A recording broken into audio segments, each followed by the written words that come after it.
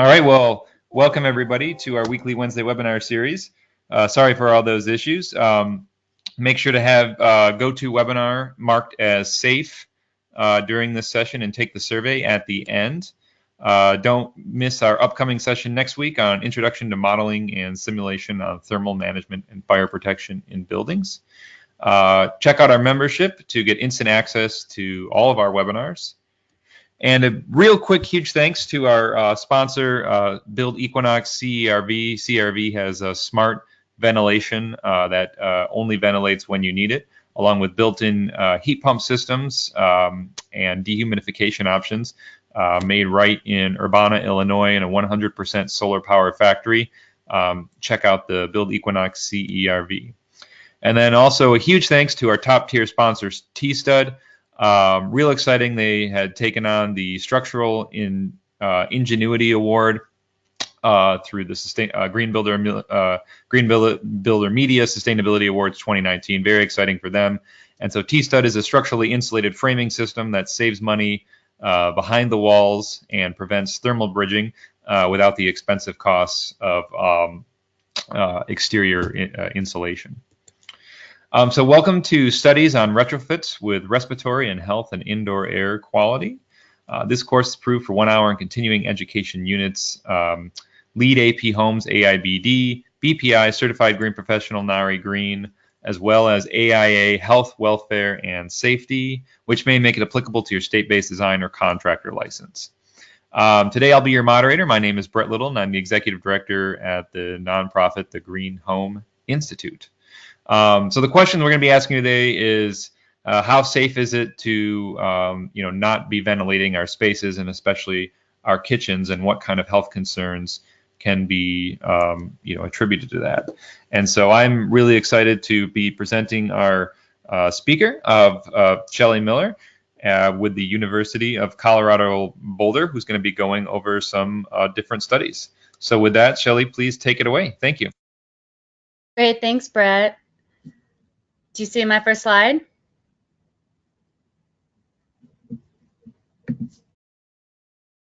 There you go. Yep.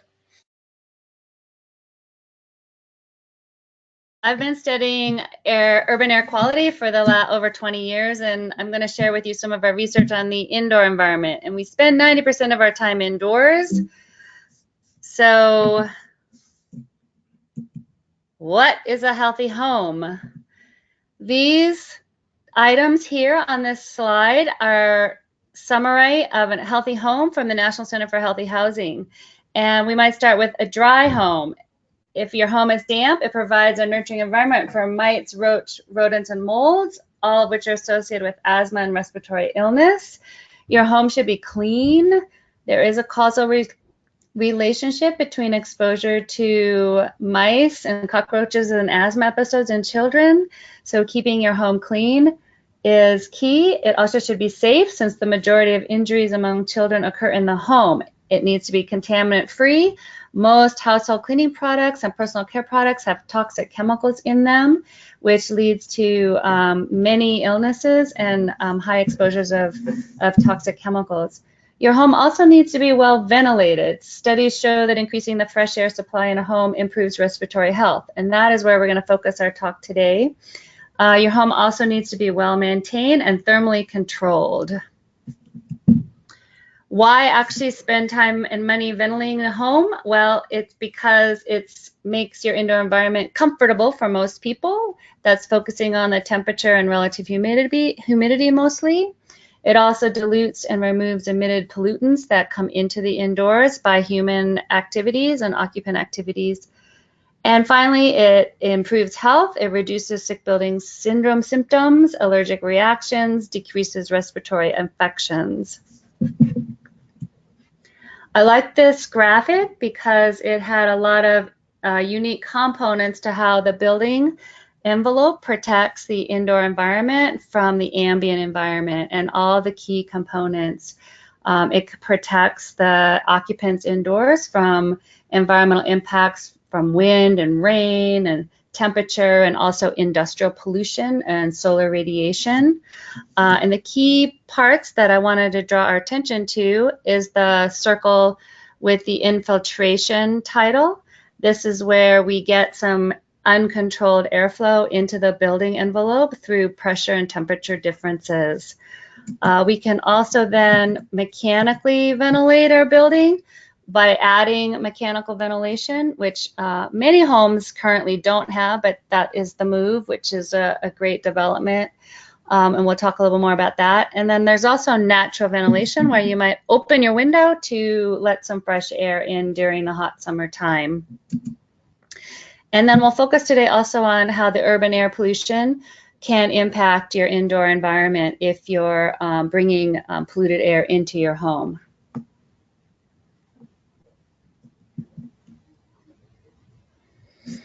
Most residential ventilation practices use forced air central heating, so that is typically sized for the most severe weather in the area.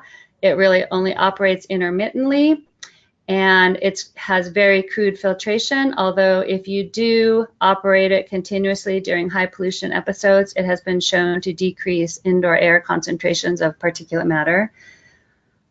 It also provides about 5 to 10 air changes per hour when operating. But some of the disadvantage of this ventilation practice, quote, because this is really just a central air system, is that you end up getting air exchange only when the driving forces are high, and that's typically when you don't want them, because that's typically when you have a high temperature difference. So you have low air exchange through infiltration when driving forces are low. Energy costs are high when forces are large, such as in the winter when you have this high temperature difference in places like Colorado. And homeowners just have no control over the ventilation of their indoor space.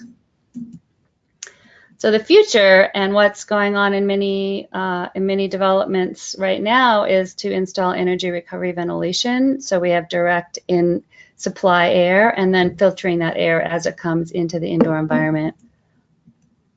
And the next couple of slides that we're going to go over have to do with our study on infiltration and respiratory health.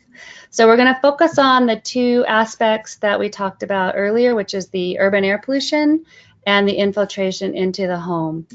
And our research study was to understand the impact of residential infiltration and ambient air pollution on respiratory health. And this was funded by the US EPA, and it took us 3 years, and we visited over 200 homes and spoke with about 300 residents, including doing respiratory testing and questionnaire and blower door testing here, which I'll show you. So I'm going to go over the study details and then talk about the results now.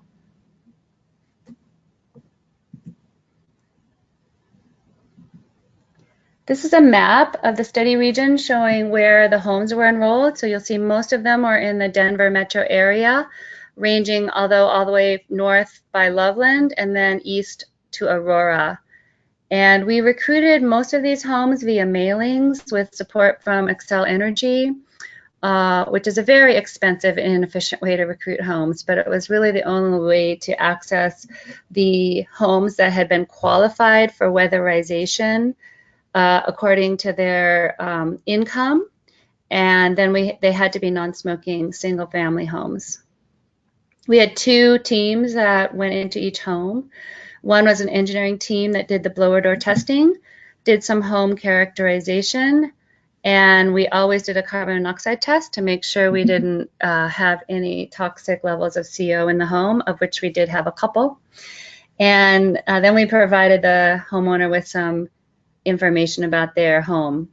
We also then did respiratory surveys, asking them questions that were from a standardized questionnaire on long-term respiratory symptoms. We also did an objective lung function, which is the picture in the slide.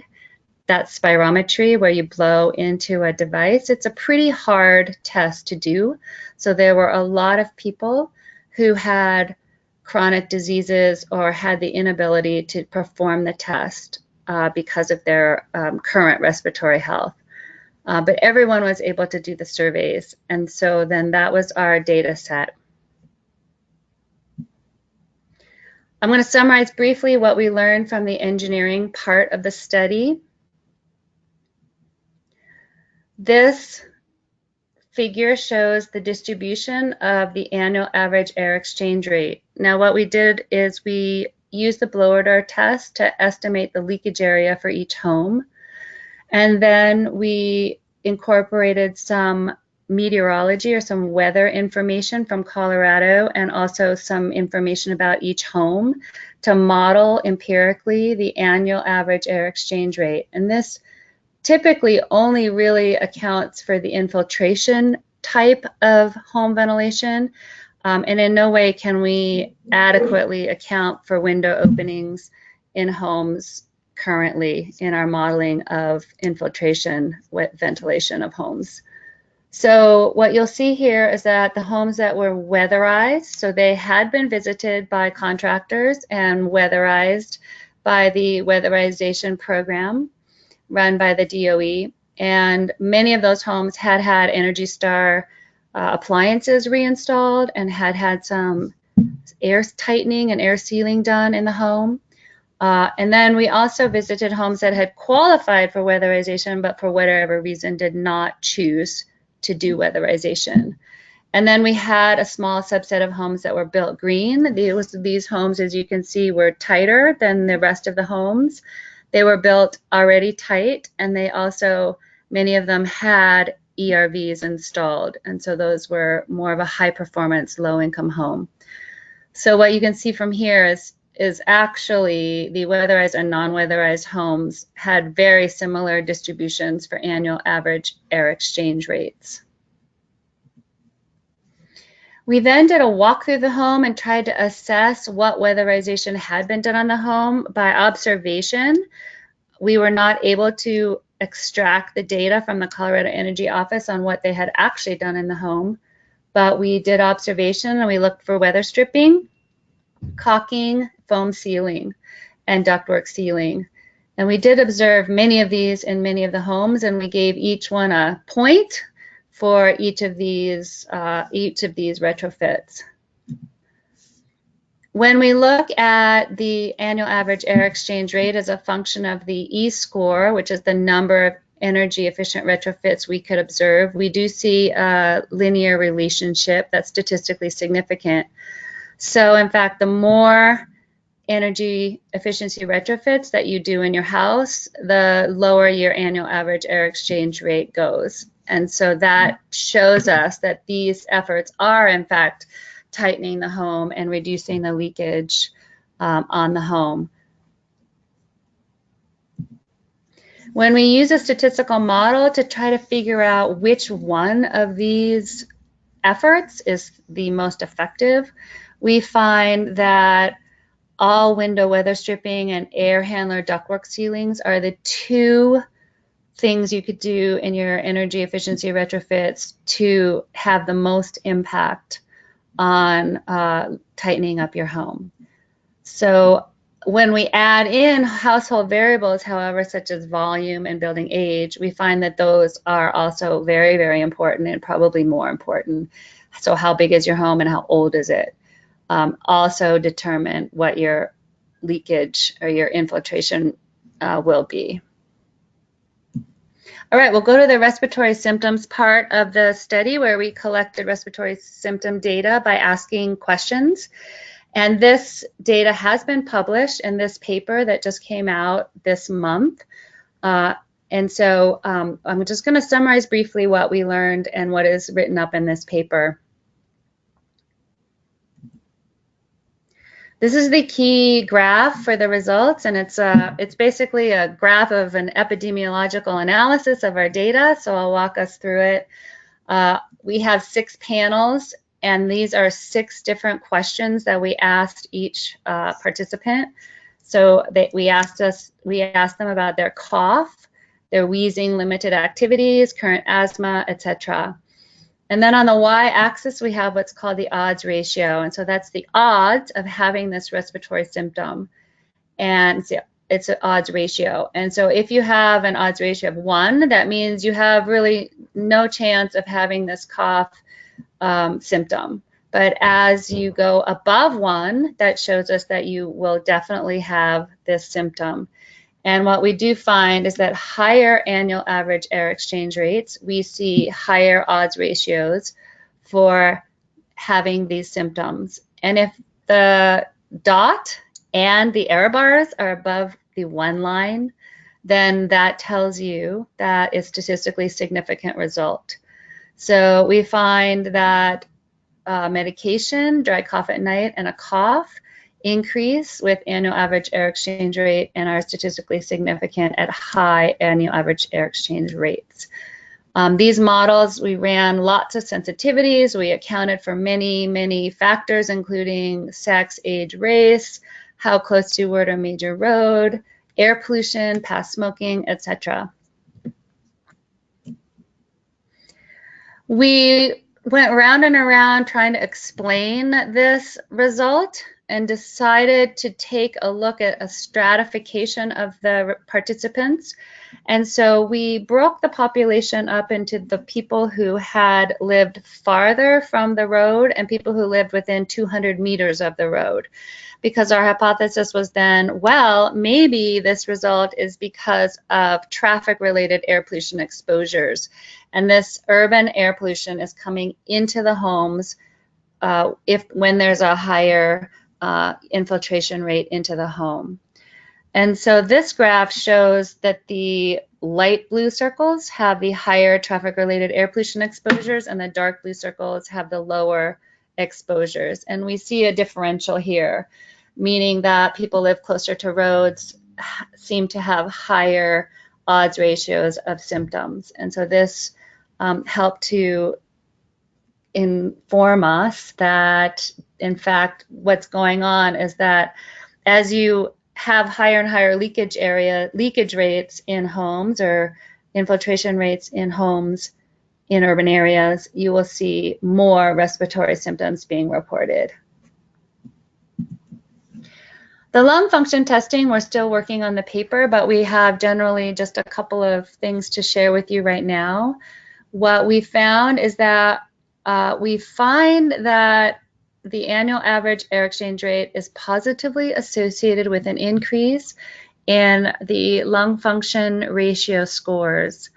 And we adjusted all our models and we looked to see what the relationship is. And so I'll just skip to the next slide to share with you that what we think is that it's sort of the opposite relationship to what we've seen before, in that if you have a higher air exchange rate, you will see better lung function. And because we had to drop out some people in the study because not everyone could do the maneuver, we did not have enough data to be completely statistically significant. So this is just a indication of what seems to be happening and that more research needs to be done. But it is supporting the fact that we do need ventilation in our home to have better lung function. And the population that we're representing in this study here are healthier than in the previous study because they could do this maneuver.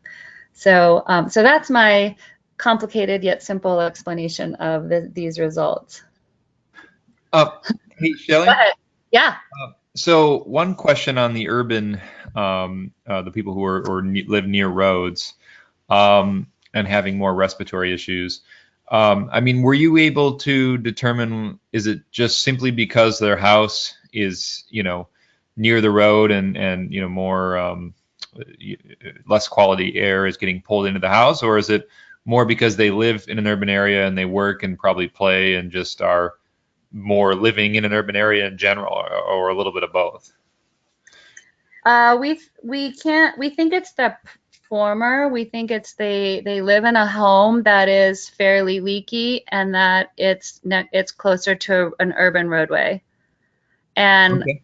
And therefore they're spending a lot of their time indoors, and the indoor air is actually very representative of the outdoor air because their home is leaky.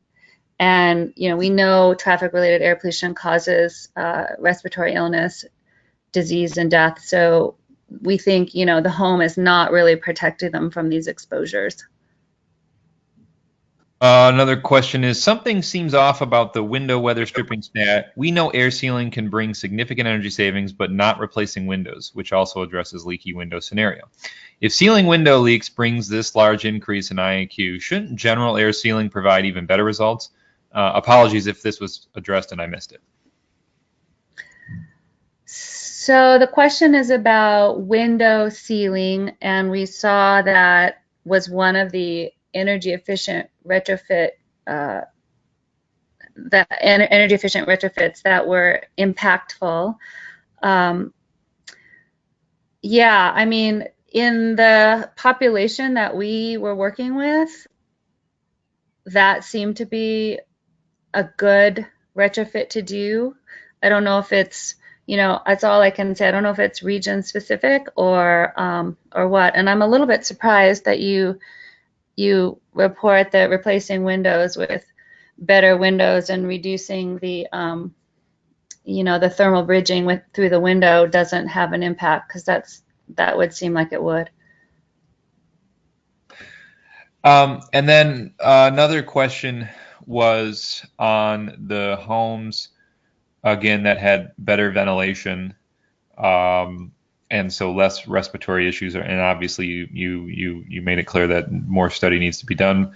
But can you just clarify, when you say ventilation, you mean actual mechanical ventilation and not just relying on air leakage? No, none of these homes had mechanical ventilation. These are all typical U.S. homes built in the 40s to 70s with no mechanical ventilation. So relying on their ventilation or their air to come into the building through infiltration and opening of windows and doors. Okay. Because sometimes there are thoughts that relying on air to come in through dirty, wall cavities might cause health issues, but you think this may not be the case in this study?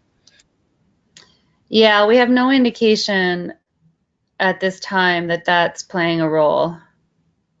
But I'm not, I know I've seen papers on, if you bring in outside air into the indoor environment, you can increase concentration of formaldehyde, for example.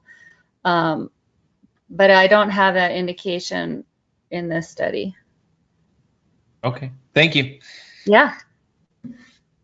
Okay, so in this study, we also did a 2-year summer observation of about 30 homes, looking at the impact of wildfires on the indoor air pollutant concentrations. And so this is called our wildfire study. And this tripod here in this photo has an air sampling pod attached to it, and it's measuring pollutants in the indoor environment. And so what we ended up doing was enrolling 30 homes, and we asked them if we could set up some air pollution monitoring equipment within their home during an episode where there was a high wildfire event. And in Colorado over the last 2 years, we've been really, really fortunate and not had significant local events, local toward Denver. I mean, we've had a big fire, for example, in Steamboat and other locations around the state. But most of these impacts we were measuring were coming from California or Idaho. And so during, high pollution days from wildfires, we would sample in these homes to see if we could understand the impacts of wildfires, because what we're trying to understand is we're going to have more and more wildfires, and how does that impact our home environment? So in order to understand that, we realized that when we measure particulate matter in the home, a lot of particulate matter comes from cooking, which we'll talk about shortly. And so these are particulate matter concentrations in our home, and they're number concentrations, not mass concentrations. But they're the trace of a indoor and outdoor sampling campaign, and we see very high spikes in the indoor environment when cooking happens. And so what we wanted to do was say, well, okay, we explained some of this difference, but now we want to take out those indoor source related spikes to see what the impact of the outdoor air pollution was on the indoor environment without it getting complicated by cooking events. So we filtered the data, quote. And this is just a graph to show you of what we did. And when we did that, then we looked at the wildfire plume effects. And on the right, you can see a map of a wildfire plume event where Colorado is completely covered by particulate matter due to the fires in the Northwest. And then on the far right is when we actually totally missed the plume and we have a clear day. And these are from NOAA data. So on the left, we have a PM 2.5 data set, and we are comparing the indoor and outdoor concentration of PM 2.5 during a plume event. And many of these plumes were not that bad, and some were really bad. So we have categorized them according to no plume, and then low, medium, and high plume. And so during the no plume event, we see pretty similar PM 2.5 concentrations in our homes. The outdoor level is a little bit higher, so the building is doing some, quote, filtration of the particulate matter coming indoors. And as the plume event increases in intensity, we see that the outdoor concentrations definitely go up. And these data, by the way, match the state data, so that was helpful for us on PM 2.5. And the indoor environment PM 2.5 also goes up. So we are seeing that, heavier loading of outdoor air pollution around the homes do increase the loading on the indoor environment. We did see that also a little bit with black carbon, which is the next graph over to the right. But the nitrogen oxide, which is a traffic-related air pollutant and not typically related to wildfires, was not impacted. Neither, and then CO was not impacted by wildfires, although we do see this interesting data set where the CO seems to be going up with plume category indoors, but not necessarily outdoors. And I might be able to talk a little bit about our CO data in a minute, because it was a really interesting data set. Okay, so here's where I can talk a little bit about our CO data set. So here we calculated the indoor-outdoor ratio of all the pollutants that we measured. We measured black carbon, carbon monoxide, nitrogen oxides, ozone, and PM 2.5. And the filtered data set shows us that all of these indoor-outdoor ratios are below 1. And so that means that, typically the outdoor levels are higher than indoors, except when we get to CO. We find that the indoor-outdoor ratio is actually up around 3 to maximum of 6. And so this data set intrigued us. When we look at the actual values, they are below the level of concern that we typically think about, 35 parts per billion. Or 9, depending on the time-weighted average. But we are seeing 4 times more CO indoors, which is a little bit of a surprise. So we think this needs to be investigated further, and we're thinking there's a lot of low-level CO in homes that you can't detect unless you have a good CO monitor, and that's coming from some of the pilot lights that are always lit in the home due to appliances. Now that's just a hypothesis, and we have to sort of sort that out. But we thought that was pretty interesting. We also looked at proximity to major roads, and we did see that the closer you live to the road, the more PM 2.5 we find in your home, both indoors and outdoors. And that's also true for NO2, CO, black carbon, and PM 2.5, which are all traffic-related air pollutants. So again, this does support our idea that traffic-related air pollution is impacting these homes in our study. So that is it. That's all I'm going to say about that study. I'm going to move on to the next study if we have time. Any last questions? Yeah, I didn't see any for now. All righty. Okay. So now I want to talk about ventilation and high performance homes. We just talked about infiltration, urban air pollution, and low-income homes. that were pretty leaky. Now we're moving to high performance homes, which are built to be very, very tight and to have mechanical ventilation installed in the home.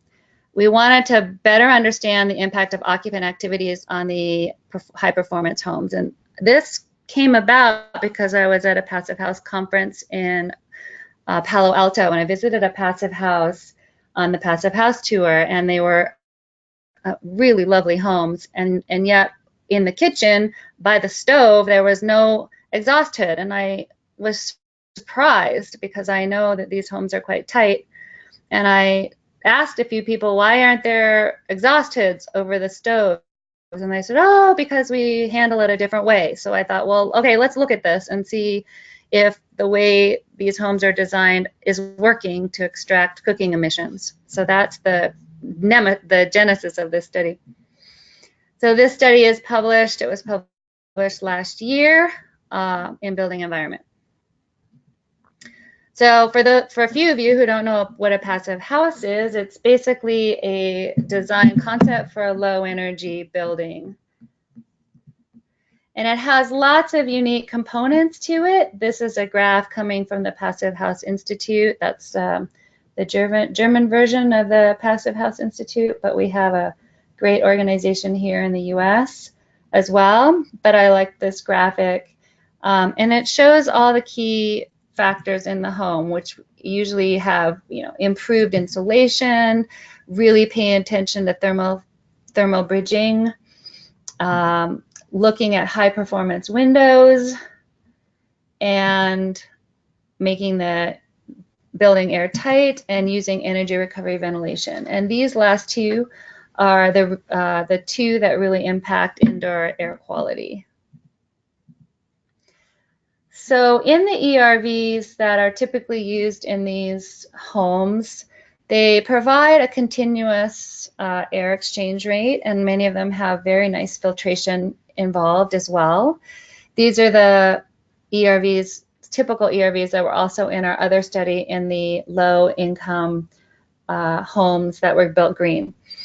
Many of these systems have boost modes, and they increase the flow rate a little to double for a short boost time, about 20 minutes and sometimes 2 hours. And so that is typically what is done during cooking, is this boost mode. Some units I see are sponsored by SERV. Those units are really, really interesting. And they really don't run, they run on measuring air for CO2 and VOCs. And we put a plug in for putting in a PM sensor as well, which could be really neat if that was added to some of these systems. But they only ventilate as required, and they do have a continuous mode, but no boost, only allowing 15-minute increments.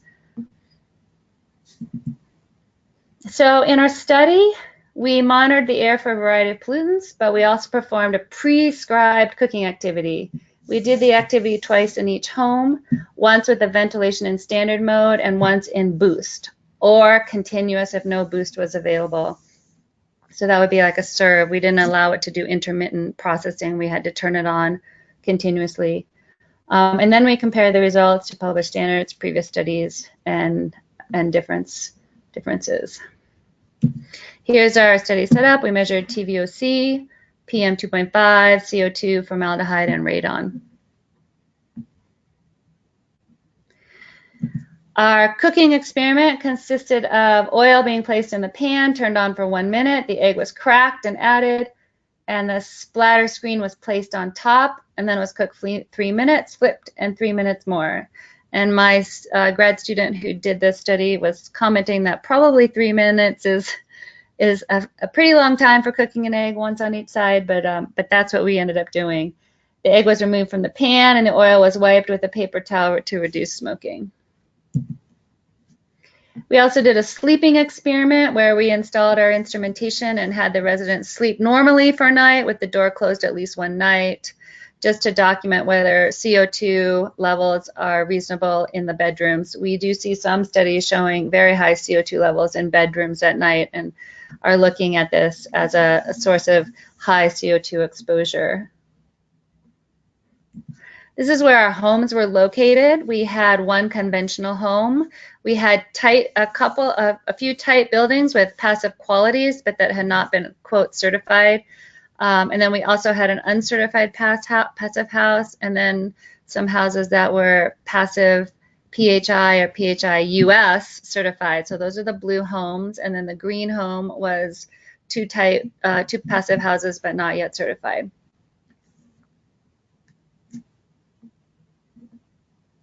So I'll share with you the particulate matter results. So what we see here is a typical data set where for passive house 100, we cook the egg in the home and plot the results over time. And we see that the standard mode of the ERV is the solid line, and it has higher concentration compared to the boosted ventilation, which is lower. And so that is the kind of performance we think, oh, that's great. That is actually what is, ideal. And so we kept doing our study, but finding out actually this doesn't happen very often. We would find cases like this, where we had the boost mode become higher than the standard mode, and that caused a lot of confusion. And then another case, for example, this one, and so then we thought, well, maybe part of the issue is that the activity is not completely standardized, but honestly, how standardized can you cook an egg? So I'm not sure if that's the whole issue. So we just took a look at the entire data set together to figure out what the entire data set could tell us. And so here we see all of the measurements in the homes of the PM2.5 mass concentrations during cooking. Here are the 20-minute averages, and the dark blue is a standard ventilation, and the light blue is the boost. And the TH103 is actually a library, so we couldn't cook in there, and it only has a standard mode measurement. CH110 is our conventional home, and it did not have boost, but it did have an exhaust hood. The bars here, they're not error bars in the traditional sense, but they represent the 95% confidence of the averages for all the times we cooked in the home. And we ran a simple paired t-test, and assuming that the boost should help, and look for statistical significance, but we found none. None for all boost and CRV units. There were no differences between not running it and running it. We decided to take a look at the data a slightly different way. So we looked to see how long the PM2.5 concentrations were elevated above the National Ambient Air Quality Standard for the 24-hour PM2.5 standard. And the answer is a long time. Time above 35 micrograms per cubic meter after cooking is on the x-axis, and we see, hours above this PM2.5 standard. Most homes are elevated for 3 to 4 hours, and some even longer, approaching 8 to 10 hours. The orange bar is colored because we accidentally turned on one of our air cleaners before leaving. It ran for 2 hours. So we use air cleaners to clean the home before we do all of our experiments, and Ryan turned it on accidentally. So you can see that it did reduce the PM2.5 concentration like it should. The standard median is lower partly because it includes the library, but the medians are 4.2 and 6.5 hours. And just a quick look at the CO2 while sleeping. Here are the CO2 levels in the bedroom for a total of 3 to 5 days. The ASHRAE recommendation for comfort is about 1,000 parts per million, so we use this as a guide. The results are split pretty evenly. The homes that did exceed did so a lot of the time, but only 3 homes had means over 1,000 parts per million. So we see a lot of, the error bars show the 95% confidence of all of our measurements. So we do see some indication that CO2 can accumulate in buildings, in the bedrooms overnight during sleeping in some homes.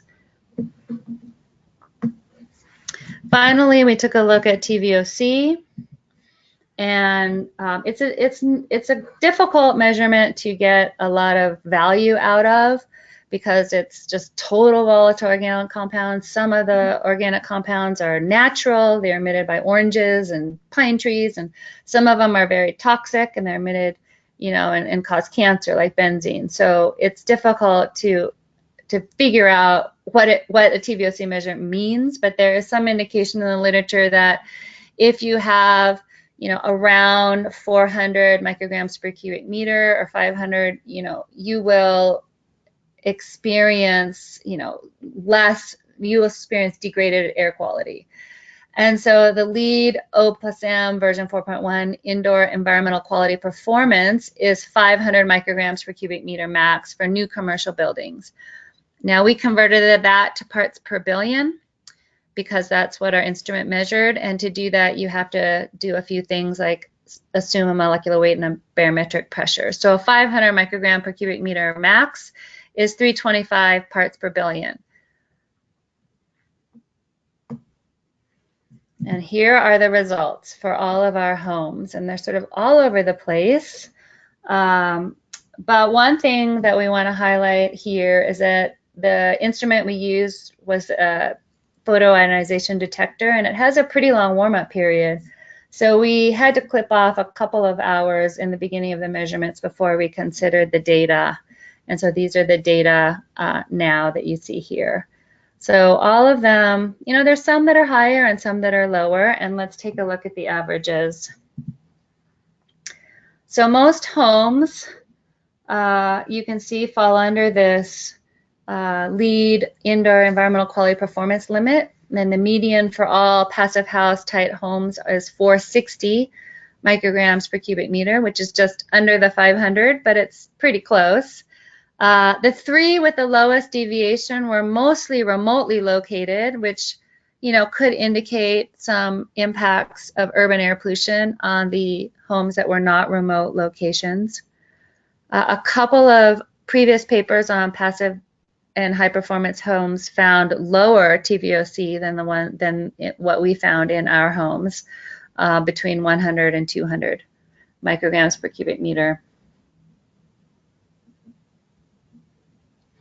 The one home that has really elevated TVOC is one that was done after a recent remodel. And so we commented and asked the homeowner, and they said, oh yeah, we have just remodeled. So you can kind of see new building materials may release more VOCs, which is obvious because sometimes we smell them, you know. So that's where that we think came from.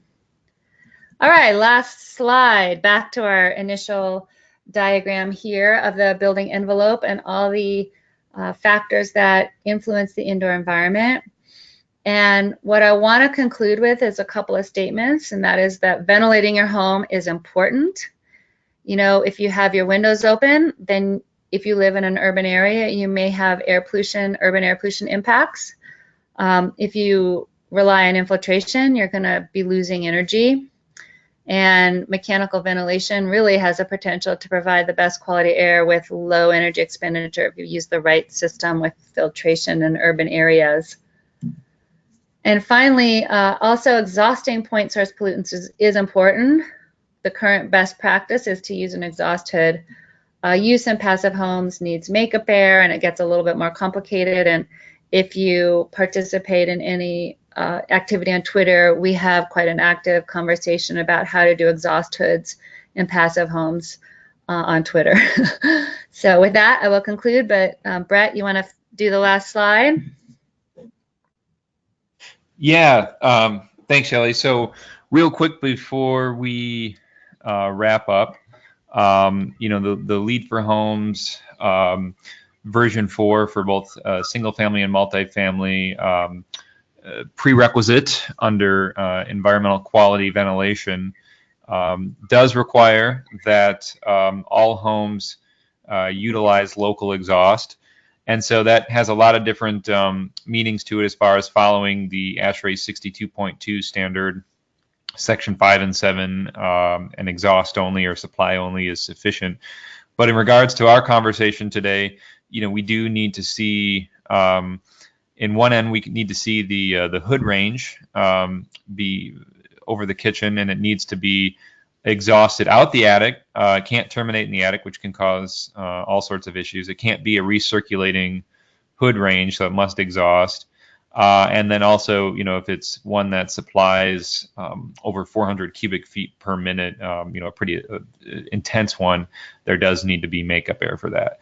But if you follow down to the bottom in that last red circle there, you will note that the alternative is, if you aren't using a hood range for LEED for homes, single family, multifamily V4, and I suspect V4.1, you can use a continuous exhaust fan, such as an ERV or HRV or some other balanced system that can show at least a 5 air change per hour turnover rate in the kitchen. And so obviously that, given what we just talked about in this study, that trade-off there, that allowance there may be of some concern. For the passive house world and the tighter homes, we've been seeing more and more projects kind of tout this idea to eliminate as many penetrations as possible. And so getting rid of bath fans, and now just starting to get into getting rid of hood ranges and allowing the ERV or CERV or HRV to do all the ventilation is kind of, again, kind of touted as a way to save money and cut air leakage rates, especially if you're trying to get these tighter homes. So I guess, allowing that trade-off, Shelley, maybe just thinking about it out loud here, I mean, it seems like, based on what you're saying and in your studies, that might not be sufficient for exhausting after cooking. Is that correct? Yeah, that's the conclusion from our study. I mean, granted, depending on where your boost ventilation supply is or your exhaust is, a lot of our homes were near to the kitchen, but not in the kitchen. But because so much pollution is generated by cooking, which has been documented in a recent study that was done in UT Austin in a home where they cooked a Thanksgiving meal and generated an enormous amount of air pollution, and have studied the chemistry of that. It's just really not prudent to rely on anything other than a local source extraction. Mm-hmm. So what if the exhaust was actually located where the hood range would normally be? Do you see that as an opportunity? Yeah, I think that would be interesting to look at. I do think that the researchers who study the configuration of exhaust hoods, how far is the entrance from the stove, etc. There's a lot of detailed information and research going on exhaust hood configurations at Lawrence Berkeley National Labs, and I do think that they probably have results that show that these, this hood part is important to capture the flow, and to bring the fan closer to the cooking. But it might be something worth exploring. Mm-hmm. Now, what about the idea is that electric and induction stoves, might be safer, but it sounds like you might be showing that those still, have some emissions issues. Yeah, I would say in general, induction homes are safer. You will really avoid the NO2 exposure. You will have no NO2. And NO2 exposure from cooking has been statistically significantly associated with respiratory illnesses in children for a long time. We're talking 20 years. And so, getting rid of your gas stove can reduce your NO2 exposure to 0. Now, you will also have, though, other exposures, which include, particulate matter and VOCs. And so, that is still an issue that you'll need to pay attention to, because when you cook with oils and meats and, those kinds of things, you will get emissions. You said induction, but did you mean NO2 is eliminated by not gas, or is it can your standard electric stove put off NO2? Sorry, if I wasn't clear, the NO2 comes from a gas stove. Okay. So you move to an electric stove or an induction stove. The cooker that we use was an induction plate in our study. So if you move to those two, you've eliminated the gas source, and that's where the NO2 comes from. Well, great. We've got some more time for questions from the audience. Before we get to those questions, though, I just wanted to go over something real quick here and just say, again, a huge thanks to all of you for joining us. A big thanks to our board of directors, all of our volunteers, all of our members, and a huge thanks to our top tier sponsors, Shrinergy, for on the go and in your small home or office, backup solar powered, all electric batteries for not if, but when the grid goes down. Mitsubishi all electric heat pump systems that work down to -13, help you survive the polar vortex and help you get to net zero for an affordable price. And then T-Stud structurally insulated framing systems for saving money behind the walls. So let's see if there's any other questions here. I'm not seeing any other questions, so I'm assuming that you probably did a pretty good job covering everything. But let's give everybody a chance to write them up, and just real quick while they're doing that, if there are any, can you just let us know where people can contact you for some more information or access any of these studies if they want to read them themselves? Yeah, sure. So I'm a professor at the University of Colorado Boulder, and my email is shelley.miller@colorado.edu. You can also find me on Twitter at ShelleyMBoulder, and then I do have a website where you can access all the papers. And if you don't have access, because unfortunately the two papers that I talked about today are not open access, but if you need a copy, let me know. But my website is ShelleyM80304.com.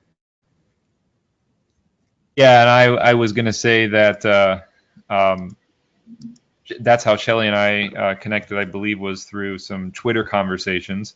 And I know I've learned a lot just following you on there and keeping up to date with what's going on. So I do highly recommend for those of you who are on Twitter to follow Shelley and just stay up to date. Are there any other studies we should be on the lookout for that are coming out in this regards? Well, our papers on the first study, the engineering data on the energy efficiency retrofits, and also a paper on lung function testing and wildfire should be coming out this year. We also just released some work on odors in Denver and in Colorado in general, and how ambient odors can impact the well-being of residents. So that's kind of a different take, but we just do all sorts of urban air pollution problems and trying to solve them around here. So those are a couple of things that are coming out. Okay, so the other question was any info on stove fans that are between and under burners on a stove?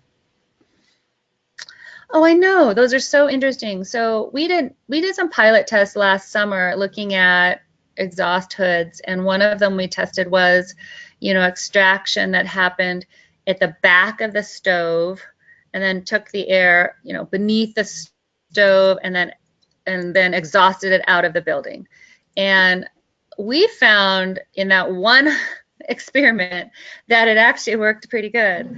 So, I thought it was interesting and worth investigating. The key here is to make sure when you extract the pollution, you dump it outside of the house and don't recirculate it. But it looked like the fan was strong enough to extract much of the exhaust. So, it's worth looking at.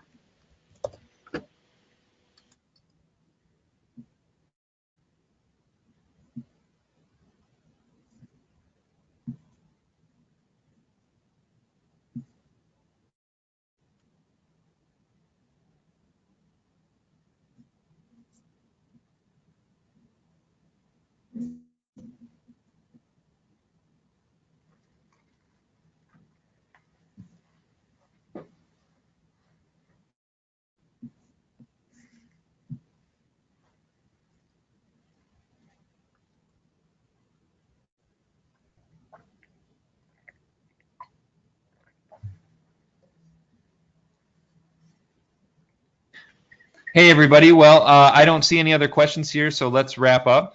I'm dropping in a survey link here in the chat box, and then also the survey will pop up at the end. So make sure to take that survey. Even if you don't need CEUs, we want to make sure you get your feedback into us. For those of you listening on demand in the future, not right now, make sure to take that quiz with an 80% passing rate to get your CEUs.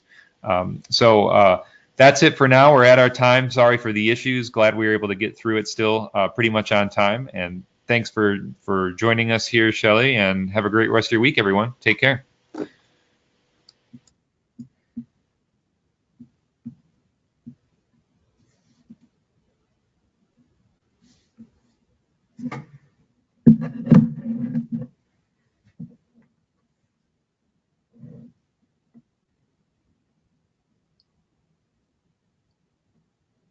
All right, Brett, thanks a lot. I'm going to sign off.